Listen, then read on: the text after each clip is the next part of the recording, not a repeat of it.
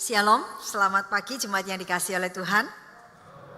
Mari sebelum kita bersama-sama mendengarkan firman Tuhan, kita merendahkan diri di hadapan Tuhan, kita berdoa. Mari kita berdoa. Kami bersyukur kepadamu ya Allah, yang selalu mengasihi dan memelihara kehidupan kami. Yang selalu mengingatkan dan mengajarkan kami bagaimana kami hidup sebagai anak-anak Tuhan. Pagi ini kami akan bersama-sama belajar kebenaran firman-Mu.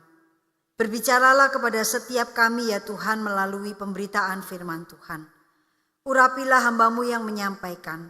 Persiapkanlah setiap kami yang mendengarkan. Agar firman Tuhan yang kami renungkan pada hari ini bersama-sama akan menolong kami untuk boleh menjalani kehidupan kami sebagai anak-anak Tuhan dalam komunitas gereja GKT Nazaret. Terima kasih Bapa di surga, kami serahkan waktu pemberitaan firman Tuhan ini ke dalam tangan-Mu. Berbicaralah kepada kami ya Tuhan karena kami siap mendengarkan. Hanya di dalam nama Tuhan Yesus kami berdoa. Amin. Mari Bapak Ibu yang dikasihi oleh Tuhan, saya mengajak kita bersama-sama membuka bagian firman Tuhan di dalam 1 Tesalonika 5 ayat 12 sampai dengan ayat 28. 1 Tesalonika pasal yang kelima, kita akan membaca ayat yang ke-12 sampai dengan ayat yang ke-28. Silakan jemaat memperhatikan, saya akan membacakan untuk kita semua. Jemaat dapat memperhatikan atau menyimak di dalam LCD, layar LCD. Saya akan membacakan untuk kita semua, demikian bunyi firman Tuhan. Nasihat-nasihat, kami minta kepadamu saudara-saudara, supaya kamu menghormati mereka yang bekerja keras di antara kamu, yang memimpin kamu dalam Tuhan dan yang menegur kamu, dan supaya kamu sungguh-sungguh menjunjung mereka dalam kasih karena pekerjaan mereka. Hiduplah selalu dalam damai seorang dengan yang lain. Kami juga menasihatkan kamu saudara-saudara, tegurlah mereka yang hidup dengan tidak tertib, hiburlah mereka yang tawar hati, belalah mereka yang lemah, sabarlah terhadap semua orang. Perhatikanlah supaya jangan ada orang yang membalas jahat dengan jahat. Tetapi usahakanlah senantiasa yang baik terhadap kamu masing-masing dan terhadap semua orang. Bersukacitalah senantiasa, tetaplah berdoa, mengucap syukurlah dalam segala hal, sebab itulah yang dikehendaki Allah di dalam Kristus Yesus bagi kamu. Janganlah padamkan roh dan janganlah anggap rendah nubuat-nubuat. Ujilah segala sesuatu dan peganglah yang baik. Jauhkanlah dirimu dari segala jenis kejahatan. Semoga Allah damai sejahtera menguduskan kamu seluruhnya. Dan semoga roh, jiwa dan tubuhmu terpelihara sempurna dengan tak bercacat pada kedatangan Yesus Kristus Tuhan kita. Ia yang memanggil kamu adalah setia, ia juga akan menggenapinya. Saudara-saudara, doakanlah kami, sampaikanlah salam kami kepada semua saudara dengan cium yang kudus. Demi nama Tuhan, aku minta dengan sangat kepadamu, supaya surat ini dibacakan kepada semua saudara. Kasih karunia Yesus Kristus, Tuhan kita, menyertai kamu. Demikian jauh pembacaan firman Tuhan. Bapak Ibu yang dikasihi oleh Tuhan, saya mengajak kita untuk sedikit mereview khotbah-khotbah kita beberapa minggu yang lalu, supaya kita mendapatkan benang merahnya gitu ya, untuk kemudian masuk pada topik kita hari ini. Kalau kita mengingat setelah perayaan Paskah gitu ya, berbicara tentang Allah yang penuh kasih, Allah yang menjadi manusia. Kemudian kita masuk kepada pembelajaran atau tema khotbah dari 1 Tesalonika gitu ya. Nah, di dalam surat 1 Tesalonika kita diawali dengan tema khotbah yang berbicara tentang membagikan kasih Allah ya. Kita diingatkan bahwa setelah ditebus oleh Kristus, maka hidup yang kita jalani sebagai anak-anak Tuhan itu harusnya dihidupi dengan penuh syukur, dengan cara memberitakan kasih Allah, menceritakan keselamatan Kristus dalam segala situasi dan dalam setiap keadaan. Dan Ketika Rasul Paulus menyampaikan nasihat ini, dia adalah orang yang sudah terlebih dahulu melakukan. Ia memberitakan Injil dalam setiap keadaan, baik dalam keadaan yang baik ataupun dalam keadaan yang tidak baik. Siap sedia baik atau tidak baik waktunya, ya. Kalau kita ingat, kita mereview khotbah beberapa minggu yang lalu. Kemudian dilanjutkan dengan nasihat agar orang percaya itu menjalani imannya kepada Kristus sampai akhir, ya. Dengan tema setia sampai akhir, ya, dari surat Tesalonika. Jadi setelah kita merayakan Paskah, kita diingatkan sebagai anak-anak Tuhan, kita harus memberitakan Injil Tuhan setiap saat, setiap waktu, gitu ya. Kemudian kita diingatkan untuk menjadi anak-anak Tuhan yang setia sampai akhir, ya, tidak meninggalkan imannya. Karena Kristus yang sudah mati dan menyelamatkan kita itu adalah Allah yang bisa dipercaya. Karena itu kita harus senantiasa mengikut Dia, setia sampai akhir, ya. Kemudian dilanjutkan pada minggu berikutnya, yaitu fokus kepada Allah, ya.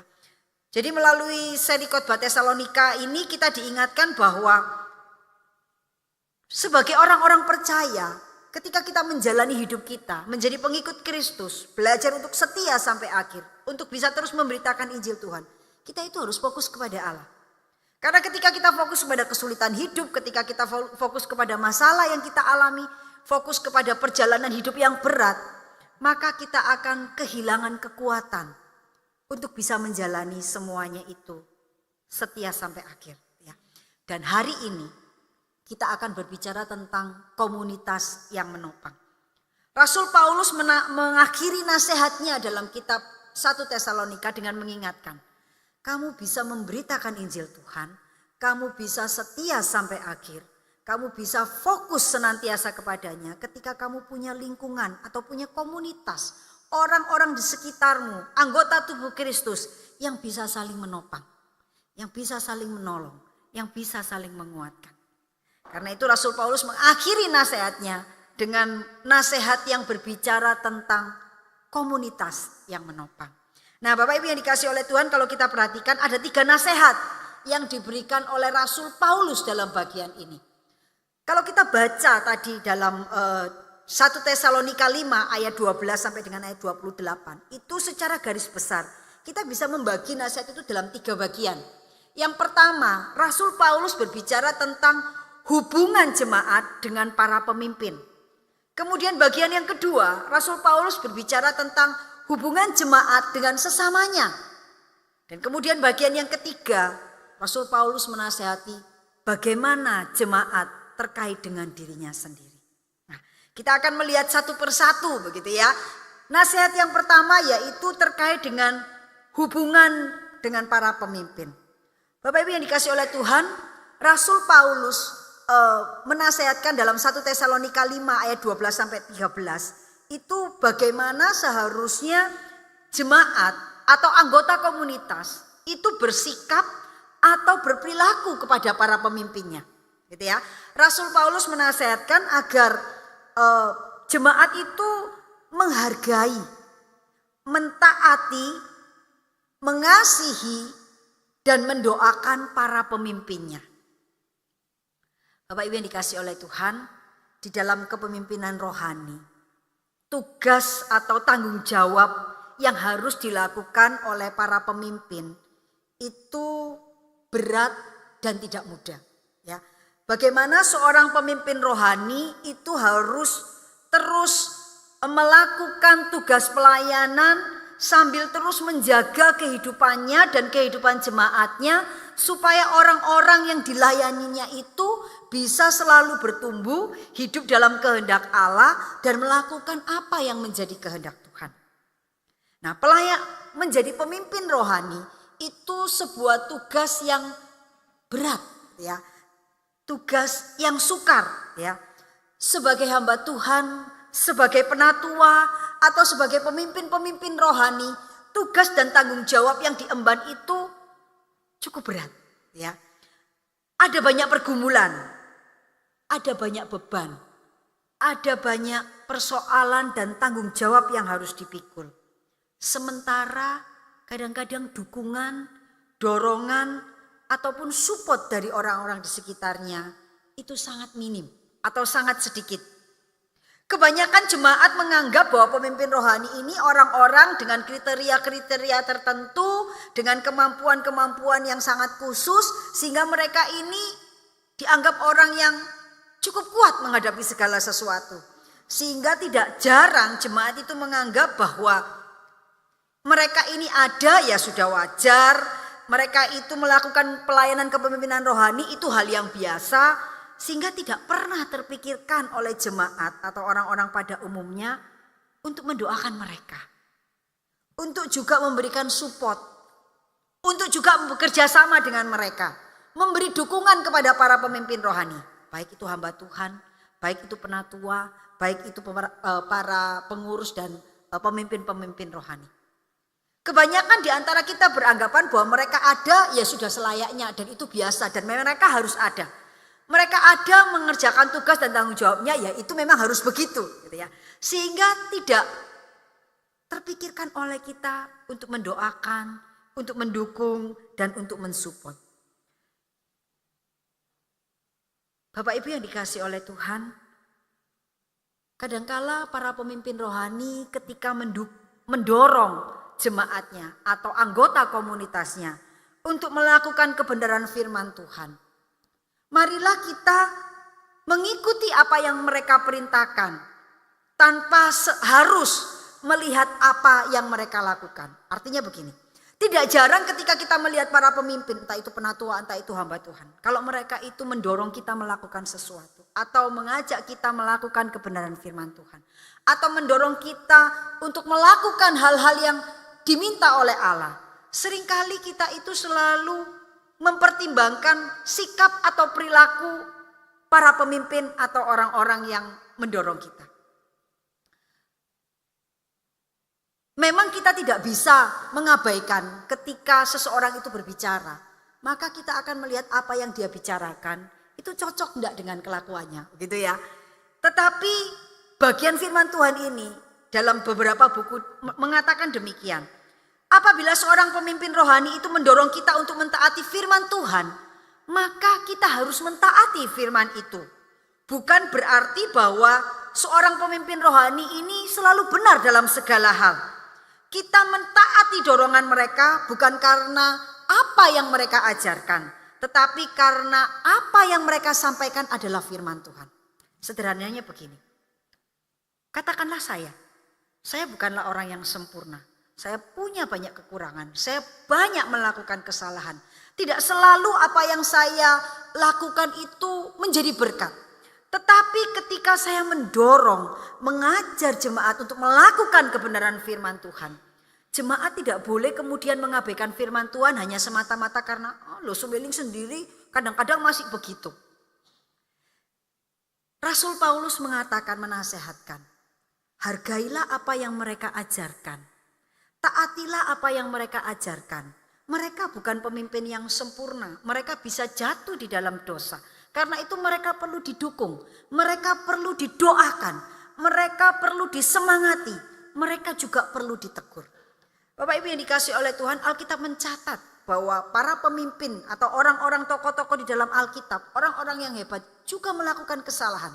Itu bukan berarti menjadi semacam excuse ya atau alasan bagi kami para pemimpin untuk bisa berbuat salah, untuk sembarangan melakukan kesalahan, tidak. Tetapi bahwa para pemimpin itu tetap memiliki kelemahan. Mereka tetap perlu diingatkan. Cara kita menghargai mereka, cara kita menghormati mereka adalah dengan mengingatkan jika mereka berbuat salah. Betapa sering ketika kita melihat orang lain berbuat salah, kita membicarakan. Tetapi kita tidak pernah berbicara langsung dengan mereka. Pada satu kesempatan saya pernah berkata kepada para penatua, kalau saya secara pribadi lebih senang kalau saya salah itu saya diingatkan. Karena saya berharap kalau saya melakukan kesalahan itu saya diingatkan supaya saya bisa berubah menjadi lebih baik. Ketimbang membicarakan di belakang saya nggak tahu dan saya tidak menjadi lebih baik. Nah Bapak Ibu yang dikasih oleh Tuhan, di dalam komunitas kita perlu mengembangkan sikap untuk belajar berani mengingatkan orang lain. Termasuk para pemimpin kita. Pemimpin kita bukan orang yang kebal dari dosa. Pemimpin kita itu tetap rentan melakukan kesalahan. Para penatua, para hamba Tuhan, para pemimpin rohani tetap bisa jatuh di dalam dosa. Karena itu mereka perlu didoakan. Ya, ingatlah para pemimpin kita ketika kita berdoa. Supaya mereka terus dimampukan, dikuatkan, diberikan hikmat akal budi. Untuk bisa menjadi pemimpin yang membawa jemaat mengarah kepada kebenaran Allah. Nah Bapak Ibu yang dikasih oleh Tuhan, Alkitab mencatat bahwa seorang pemimpin itu sangat membutuhkan dukungan dari orang-orang yang dipimpinnya. Karena ketika para pemimpin itu tidak didukung oleh orang-orang yang dipimpinnya, maka para pemimpin ini bisa mengalami kegagalan. Bahkan para pemimpin ini bisa dalam tanda petik mengalami sesuatu yang buruk di dalam hidup mereka. Bapak Ibu yang dikasih oleh Tuhan, kisah Musa dan bangsa Israel itu adalah contoh bagaimana nasib seorang pemimpin yang mendapatkan sangat sedikit dukungan dari orang-orang yang dipimpinnya. Saat ini dalam pembacaan kitab satu hari satu pasal, kita itu sampai pada kitab Bilangan ya. Kita itu melihat bagaimana dinamika kepemimpinan Musa itu terhadap orang Israel. Di dalam Bilangan 12 ayat 3 itu dikatakan, adapun Musa ialah seorang yang sangat lembut hatinya, lebih dari setiap manusia yang ada di muka bumi. Dalam banyak kisah itu diceritakan ketika Musa itu dimusuhi oleh orang Israel. Allah ngamuk mau menghukum orang Israel. Musa itu datang kepada Tuhan ngomong, Tuhan ojo dihukum. Jangan dihukum Tuhan. Nah kalau Tuhan menghukum itu nanti orang akan mengatakan itu loh, orang Israel Tuhannya itu gak sanggup. Sudah bawa mereka keluar dari Mesir, semua mati di padang gurun. Musa itu yang ketika dijahati oleh orang Israel, dimusuhi oleh orang Israel, dia yang datang kepada Tuhan, Tuhan ojo dihukum. Bahkan ketika ada kematian itu menghampiri orang Israel, Musa itu cepat-cepat bilang sama Harun, kamu berdiri di antara orang-orang yang hidup dan yang mati, supaya yang hidup itu tidak mati kena bala. Betapa Musa itu memiliki hati yang penuh kasih kepada orang Israel. Sementara kalau saya memberi istilah yang paling tepat itu mungkin ya orang Israel itu memang geblek gitu ya. Gebleknya jangan keterlaluan kalau saya baca. Mereka itu orang yang sedemikian tegar tengkuk begitu ya. Orang yang senang menggerutu, orang yang selalu menyalahkan orang lain, orang yang selalu minta yang enaknya sendiri. Begitu ada yang tidak cocok, selalu menyalahkan Musa. Gitu ya. Nah Bapak Ibu yang dikasih oleh Tuhan, Musa ini dikatakan seorang yang begitu lembut hati. Dia ini seorang yang sabar. Pemimpin sehebat dan sekali bermusa, itu pada akhirnya bisa gagal. Karena orang-orang yang dipimpinnya tidak memberikan support. Ketika membaca bagian di dalam Mazmur 106, saya itu agak kaget gitu ya. Saya mencoba untuk membahasakan dalam kalimat yang lebih jelas gitu ya. Di dalam Mazmur 106 ayat 32 sampai 33 dikatakan begini. Mereka bangsa Israel menggusarkan dia, menggusarkan Allah ya. Mereka ngamuk-ngamuk waktu tidak ada air di Meribah ya. Mereka atau bangsa Israel menggusarkan Allah dekat air Meribah. Sehingga Musa kena celaka karena mereka. Jadi Musa itu kena celaka karena mereka, karena bangsa Israel. Sebab mereka, bangsa Israel, memahitkan hati Musa. Sehingga Musa teledor dengan kata-katanya. Kalau yang ikut program baca Alkitab satu hari satu pasal kita tahu ya, beberapa dalam minggu yang barusan kita lewati ini diceritakan kan. Di Masa dan Meribah itu orang Israel gak punya air. Mereka ngamuk-ngamuk sama Musa, nyala-nyalakan Musa. Lalu Allah ngomong sama Musa, mintalah kepada batu supaya ia mengeluarkan air. Tapi karena perilakunya orang Israel itu saya membayangkan mungkin mereka itu ngamuk-ngamuk, nyala-nyalakan Musa. Musa mungkin emosi. Mungkin kemudian mengeluarkan kata-kata yang membuat dia jatuh dalam dosa dan dalam keadaan emosi dia memukul batu. Dan karena keteledoran itu, Musa tidak bisa masuk ke tanah perjanjian. Dia tidak bisa membawa orang Israel masuk ke tanah perjanjian. Bapak Ibu yang dikasihi oleh Tuhan, kisah ini menggambarkan kepada kita. Bagaimana seorang pemimpin yang begitu hebat, seorang yang begitu luar biasa, Yang dikatakan orang yang lembut hatinya. Yang tidak ada lagi orang yang lebih lembut hatinya daripada Musa. Itu pada akhirnya bisa jatuh di dalam dosa. Dia merasakan kepahitan, dia marah, dia gusar. Sampai akhirnya dia mengeluarkan kata-kata yang terledor. Dan akhirnya Tuhan menghukum Musa. Tidak bisa masuk ke tanah perjanjian. Bapak Ibu yang dikasih oleh Tuhan. Pada bagian ini kita diingatkan. Bagaimana sebagai anggota komunitas. Kita itu mendukung pemimpin kita. Mensupport pemimpin kita. Mentaati dan mendukung pemimpin kita. Sehingga pemimpin kita bisa melaksanakan tugas dan tanggung jawabnya dengan baik. Kalau mereka melakukan kesalahan, kita juga harus mengingatkan dan menegur.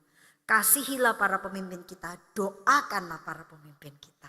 Ingatlah para pemimpin kita, baik hamba Tuhan, penatua atau pemimpin-pemimpin rohani yang lain. Agar mereka terus dikuatkan dan ditolong untuk dapat melakukan tugas pelayanannya sebagai pemimpin di dalam komunitas gereja kita, GKT Nazaret. Kemudian nasihat yang kedua. Nasihat yang kedua ini terkait dengan hubungan dengan sesama. Jadi Rasul Paulus menasihatkan bagaimana seharusnya sesama anggota komunitas itu bersikap dan bertindak atau berperilaku. Ya, nasihat itu ada di dalam 1 Tesalonika pasal yang kelima ayat 14-15, gitu ya. Di dalam bagian ini Rasul Paulus mengingatkan agar orang-orang percaya itu saling peduli, saling menegur, dan saling menguatkan. Bapak Ibu yang dikasih oleh Tuhan, dalam satu komunitas, dalam hal ini di dalam gereja, komunitas kita, GKT Nazaret, sikap yang harus disingkirkan jauh-jauh adalah tidak peduli. Di dalam satu komunitas, ketidakpedulian itu adalah salah satu hal yang paling merusak. Karena ketika kita itu tidak peduli, maka itu akan menimbulkan berbagai macam kerusakan di dalam komunitas gereja. Kita tidak peduli apa yang terjadi di dalam gereja kita. Gereja mau maju, gereja mau mundur, gereja mau jungkir balik, gereja mau ke utara, gereja mau ke selatan, gereja mau ke timur, gereja mau ke barat, bukan urusan. Ada jemaat yang sakit, ada jemaat yang berjuang, ada jemaat yang bergumul, ada jemaat yang mengalami masalah, ada jemaat yang sedang kedukaan, ada jemaat yang sedang bersuka cita. Bukan urusan. Yang penting aku datang ke gereja setiap minggu. Aku ibadah, aku gak terlambat, aku kasih persembahan, sudah selesai. Semoga tidak ada di antara kita yang punya sikap demikian. Betapa sikap tidak peduli itu akan membuat kita tidak memberikan dukungan atau sumbangsi kita untuk komunitas kita. Dan ketika kita menjadi orang-orang yang tidak peduli, marilah kita mengingat akan lambang salib yang menjadi lambang kehidupan orang percaya. Karena kayu salib itu ada kayu yang vertikal dan juga kayu yang horizontal. Ketika Bapak Ibu datang ke rumah Tuhan, Bapak Ibu tidak hanya datang untuk berjumpa dengan Allah. Ketika Bapak Ibu datang di dalam gereja atau berkomunitas bersama-sama orang percaya, Bapak Ibu juga perlu bersekutu dengan saudara-saudara seiman. Salib, ketika garis yang ke atas itu menunjukkan bahwa kita harus mengasihi Allah dengan sepenuh hati, segenap hati, dan segenap kekuatan kita. Tetapi kayu yang ke samping itu mengingatkan kita bahwa kita perlu mengasihi saudara-saudara kita, mengasihi sesama kita, memberikan dukungan dan support untuk orang-orang yang ada di sekitar kita. Bapak Ibu yang dikasih oleh Tuhan, dalam suatu komunitas kita harus saling memperdulikan dan saling menguatkan. Peduli di sini bukan hanya sekedar peduli, tanya bagaimana kabarnya, tahu keadaannya.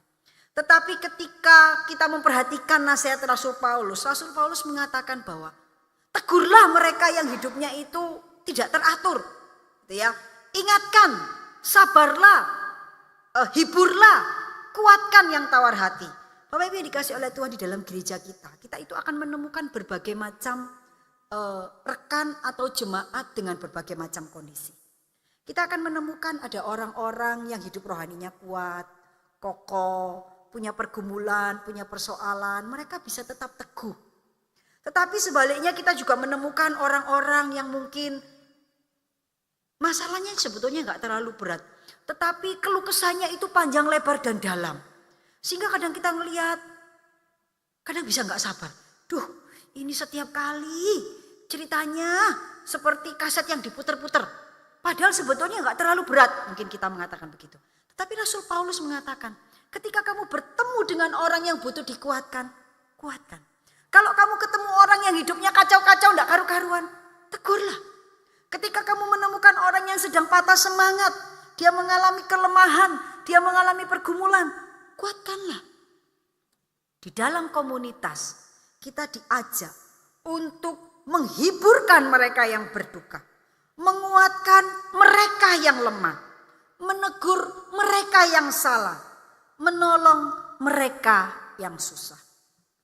Bapak Ibu yang dikasih oleh Tuhan, kita tidak akan bisa melakukan itu kalau kita itu tidak peduli kepada orang-orang yang ada di dalam komunitas kita. Karena itu Rasul Paulus mengingatkan, kamu perlu punya komunitas yang bisa saling mendukung dan saling menguatkan. Dan kalau kita itu adalah bagian dari komunitas, maka setiap kita yang ada di dalamnya itu perlu menjadi orang yang peduli. Menguatkan, menghibur, menyemangati, menegur. Dan semuanya itu dilakukan dalam kasih. Nah Bapak Ibu yang dikasih oleh Tuhan, Rasul Paulus mengingatkan kepada kita bahwa di dalam komunitas kita perlu memperhatikan orang-orang yang ada di sekitar kita. Mengingatkan dan juga menguatkan. Ini adalah nasihat yang kedua yang disampaikan oleh Rasul Paulus. Kemudian nasihat yang ketiga yang disampaikan oleh Rasul Paulus, yaitu nasihat yang terkait dengan diri kita sendiri. Yaitu yang tertulis di dalam 1 Tesalonika 5 ayat 16 sampai 22. Nah Bapak Ibu yang dikasih oleh Tuhan, nasihat yang ketiga yang diberikan Rasul Paulus dalam bagian ini, kalau kita perhatikan, ada banyak nasihat ya. Yang pertama, bersukacitalah, tetap berdoa, selalu bersyukur, jangan padamkan roh, jangan merendahkan nubuat, ujilah segala sesuatu, peganglah yang baik, jauhilah kejahatan. Nah Bapak Ibu yang dikasih oleh Tuhan, kalau kita perhatikan nasihat yang sebelumnya itu yang terkait dengan pemimpin, itu Paulus menasehatkan hanya ditulis dalam 2 ayat, ya, ayat 12 dan 13. Kemudian nasihat yang terkait dalam hubungan dengan sesama itu juga hanya ditulis dalam 2 ayat, yaitu ayat 14 dan ayat 15. Tetapi nasihat yang terkait dengan diri sendiri ini ditulis dalam 7 ayat, mulai ayat 16 sampai 22. Meskipun ayatnya pendek-pendek gitu ya. Tetapi Rasul Paulus itu mengingatkan orang percaya bagaimana mereka itu harus memperhatikan hidup mereka masing-masing di dalam komunitas. Kita tidak bisa mengatakan hidupku urusanku. Tidak ada kaitannya dengan orang-orang di sekitarku. Tidak ada kaitannya dengan gerejaku. Tidak ada kaitannya dengan komunitasku. Ternyata tidak. Rasul Paulus mengingatkan bahwa ketika pribadi kita ini adalah bagian dari komunitas, bagaimana hidup pribadi kita itu akan punya pengaruh terhadap komunitas kita. Karena itu Rasul Paulus mengatakan, bersukacitalah. Kamu punya alasan yang sangat hakiki untuk bersukacita. Karena kamu sudah ditebus dan kamu sudah diselamatkan, karena itu kamu selalu punya alasan untuk terus bersukacita, gitu ya. Tetaplah berdoa. Karena dengan berdoa kamu akan punya kekuatan untuk terus menjalani kehidupanmu. Dengan berdoa kamu selalu ingat bahwa kamu itu punya Allah yang menjadi sumber kekuatan dan pengharapan, gitu ya. Mengucap syukurlah dalam segala hal, baik untuk hal-hal yang menyenangkan maupun tidak menyenangkan. Karena dengan mengucap syukur kita itu selalu ingat bahwa segala sesuatu yang terjadi dalam hidupku ini ada dalam kontrol Allah. Ketika aku mengalami hal-hal yang baik, itu adalah pemberian Allah. Ketika aku mengalami hal-hal yang buruk, aku juga yakin Allah ada bersama-sama dengan aku dan menolong aku melalui masa itu. Karena itu mengucap syukurlah senantiasa. Kemudian Rasul Paulus juga mengatakan jangan memadamkan roh. Jangan merendahkan nubuatan. Nubuatan di sini itu lebih mengarah kepada firman Tuhan, ya. Jadi ketika masa itu orang berbicara nubuatan, tetapi hari ini kita tidak bicara nubuatan atau sesuatu yang disampaikan orang gitu ya. Tetapi kita berbicara tentang firman Tuhan. Apa yang sudah Allah firmankan kepada kita melalui firman Tuhan. Rasul Paulus mengingatkan, jangan merendahkan nubuatan, jangan merendahkan firman Tuhan. Ujilah segala pengajaran, peganglah yang baik dan jauhilah kejahatan. Bapak Ibu yang dikasih oleh Tuhan, ketika merenungkan bagian ini saya mikir, kenapa ya nasihat Rasul Paulus ketika berbicara tentang komunitas, berbicara tentang pemimpin cuma 2 ayat, berbicara tentang hubungan dengan sesama cuma 2 ayat. Tetapi kenapa ketika berbicara dalam kaitan diri sendiri, ini Paulus bicara tentang begitu banyak hal, menasihati begitu banyak hal. Padahal kan ini bicara tentang komunitas. Bukan berbicara tentang aku secara pribadi. Bapak Ibu yang dikasih oleh Tuhan, Paulus dalam bagian ini mengingatkan kepada kita. Betapa pentingnya keberadaan masing-masing pribadi yang ada di dalam komunitas. Tiap pribadi, saya, Bapak Ibu satu persatu, itu memiliki pengaruh yang penting di dalam komunitas kita. Tidak ada seorang pun di antara kita yang boleh berkata, oh aku ini gak penting, gak ada aku gak apa-apa, gak ada aku gak kacek, gak ada aku tetap bisa disebut komunitas. Bayangkan kalau masing-masing kita itu punya pikiran yang demikian, maka komunitas yang kita harapkan menjadi komunitas yang saling mendukung dan menopang, itu gak akan pernah terbentuk. Rasul Paulus tahu bahwa sebuah komunitas yang baik, komunitas yang sehat itu harus bisa terbentuk dari pribadi-pribadi yang punya hidup rohani yang baik dan sehat. Sebaliknya jika masing-masing pribadi ini punya kualitas kehidupan rohani yang tidak baik, maka akan mempengaruhi komunitas yang terbentuk. Jadi Bapak Ibu yang dikasih oleh Tuhan, bagian ini mengingatkan kepada kita bahwa membentuk komunitas yang baik, membentuk komunitas yang sehat, menciptakan komunitas gereja yang saling mendukung dan saling menguatkan. Itu bukan tanggung jawab pihak-pihak tertentu. Oh, itu tanggung jawabnya hamba Tuhan. Itu tanggung jawabnya penatua. Mereka toh yang bertanggung jawab untuk menciptakan, mengatur, memprogramkan, menyiapkan segala sesuatu supaya gereja kita ini menjadi gereja atau komunitas yang saling mendukung. Bapak Ibu yang dikasih oleh Tuhan, sehebat apapun para hamba Tuhan, sehebat apapun para penatua, sehebat apapun program itu dibuat, ketika pribadi-pribadi yang ada di dalam gereja Tuhan itu tidak mendukung dan tidak mengupayakan dan tidak mempersiapkan diri menjadi pribadi-pribadi yang sesuai dengan kehendak dan pimpinan Tuhan, maka komunitas yang kita harapkan, komunitas ideal yang kita rindukan itu tidak akan pernah terbentuk. Bapak Ibu yang dikasih oleh Tuhan, masing-masing kita, setiap kita, saya punya tanggung jawab untuk ikut menciptakan komunitas yang bisa saling menopang dan mendukung. Jika masing-masing kita memiliki hidup rohani yang baik, hidup rohani yang bertumbuh, hidup rohani yang terpelihara di dalam Kristus, maka setiap kita, masing-masing kita, masing-masing pribadi, saya akan menjadi penopang bagi anggota yang lain di dalam komunitas. Di dalam kehidupan kita berkomunitas atau berjemaat, kita itu selalu punya masa pasang surut. Ada masa-masa di mana kita menjadi begitu kuat dan sehat. Ketika kita ada dalam keadaan kuat dan sehat, baik secara rohani maupun jasmani, kita bisa menjadi orang yang menopang, menguatkan, menghiburkan, mengingatkan mereka yang lemah. Tetapi apakah kita selalu kuat? Apakah kita selalu sehat? Ada masa-masa di mana kita mengalami kelemahan. Ada masa-masa di mana kita itu mengalami kondisi yang tidak sehat, baik secara jasmani dan rohani. Maka kita membutuhkan orang lain untuk menolong dan menopang kita. Itulah yang dibutuhkan di dalam komunitas. Yang kuat menanggung yang lemah. Yang lemah dihiburkan oleh mereka yang kuat. Karena itu Bapak Ibu yang dikasihi oleh Tuhan, Rasul Paulus mengingatkan kepada kita bahwa masing-masing kita, setiap kita perlu menjaga hidup kita. Kita perlu memperhatikan kehidupan kita karena hidup kita akan juga mempengaruhi komunitas kita. Nah Bapak Ibu yang dikasihi oleh Tuhan, inilah nasihat yang diberikan oleh Rasul Paulus kepada kita semua yang merupakan bagian dari anggota komunitas GKT Nazaret. Kita diingatkan bagaimana seharusnya kita bersikap kepada para pemimpin kita. Kita perlu menghargai mereka, kita perlu mendoakan mereka, kita perlu mendukung mereka, perlu mentaati mereka. Bagaimana kita bersikap kepada sesama kita? Kita perlu memperdulikan mereka, kita perlu mengingatkan, kita perlu menegur, kita perlu menyemangati, kita menghibur, kita perlu menguatkan. Dan untuk diri kita sendiri, kita juga perlu memperhatikan bagaimana kita hidup. Senantiasa bersukacita, tetap berdoa, selalu mengucap syukur, memperhatikan pengajaran firman Tuhan, menguji segala pengajaran, memegang yang baik dan menjauhi segala hal yang jahat.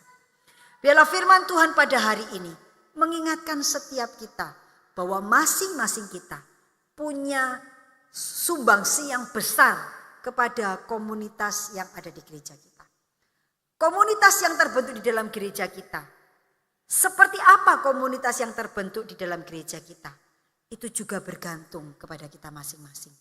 Tidak ada seorang pun di antara kita yang bisa mengatakan komunitas itu akan tetap baik tanpa saya. Komunitas itu akan bisa maju tanpa saya.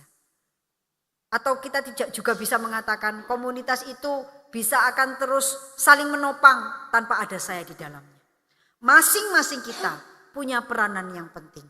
Sekecil apapun peranan kita, kita tetap punya pengaruh.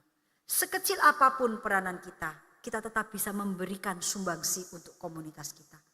Marilah kita menjadikan gereja kita komunitas keluarga kedua bagi kita. Tempat di mana kita bisa saling menguatkan. Tempat di mana kita saling menopang. Tempat di mana kita saling menghibur. Tempat di mana kita diingatkan ketika kita melakukan kesalahan. Tempat di mana kita bisa terus memperbaiki diri untuk menjadi pribadi yang lebih berkenan kepada Tuhan.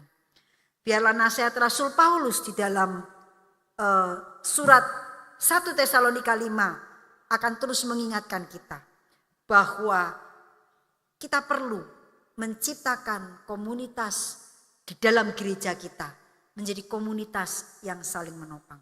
Karena ketika kita memiliki orang-orang yang akan menjadi bagian yang menopang, yang menguatkan di dalam kehidupan kerohanian kita, kita akan bisa menjalani kehidupan kerohanian kita setia sampai akhir bersama-sama dengan Tuhan.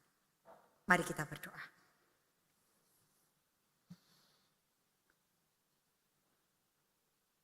Tuhan Allah Bapa kami yang di surga, kami bersyukur dan berterima kasih untuk bagian dari orang-orang yang ada di gereja kami. Kami bersyukur kami memiliki rekan dan saudara seiman yang melaluinya kami dikuatkan, yang melaluinya kami diingatkan, yang melaluinya kami ditegur, yang melaluinya kami dikuatkan, yang melaluinya kami disemangati ketika kami mengalami kelemahan. Bapa, kami mohon kepadamu, kiranya Engkau menganugerahkan kepada gereja kami komunitas yang saling menopang, komunitas yang saling menolong, komunitas yang saling mendukung, sehingga kami boleh bertumbuh kuat di dalam Engkau. Terima kasih Bapa di surga, hanya di dalam nama Tuhan Yesus kami berdoa. Amin.